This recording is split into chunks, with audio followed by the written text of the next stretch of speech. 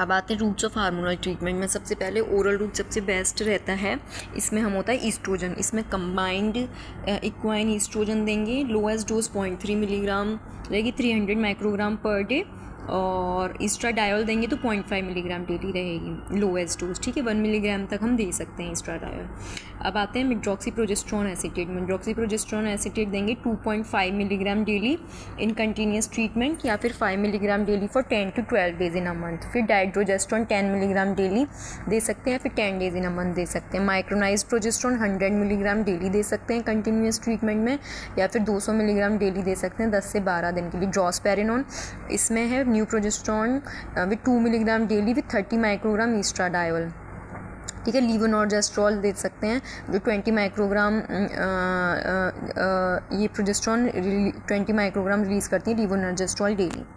पर अगर regimen use अगर हिस्टेक्टोमाइज्ड वुमेन है तो सिर्फ इसमें ओनली ईस्ट्रोजन देंगे। कॉन्जुगेटेड इक्वाइन ईस्ट्रोजन देते हैं 0.3 to 0.625 milligram daily for 6 to 12 month, ठीक है। या फिर ऑल्टरनेटिवली इस्ट्राडायोल दे सकते हैं, तो डोज बढ़ा देते हैं 0.5 to 1 milligram daily for 6 to 12 month, ठीक है। और हर 6 महीने बाद उसको रीइवैल्यूएट करना है पेशेंट को।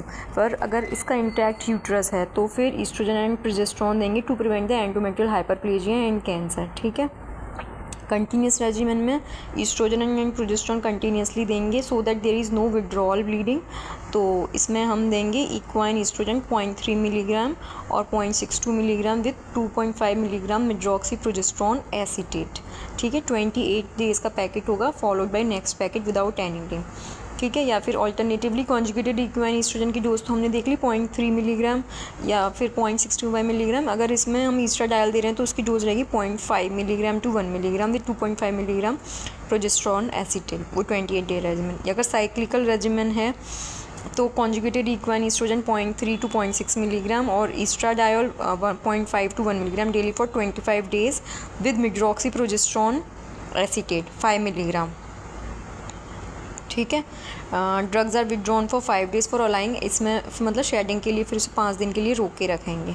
फिर आते हैं ट्रांसडर्मल पैच। ट्रांसडर्मल पैच में देते हैं 3.2 milligram estradiol releases 50 microgram estradiol in 24 hour and is change twice weekly, ठीक है। हफ्ते में 2 बार चेंज करना है। It avoid the first pass effect of hepatic metabolism and directly release into the systemic circulation as estradiol, ठीक है।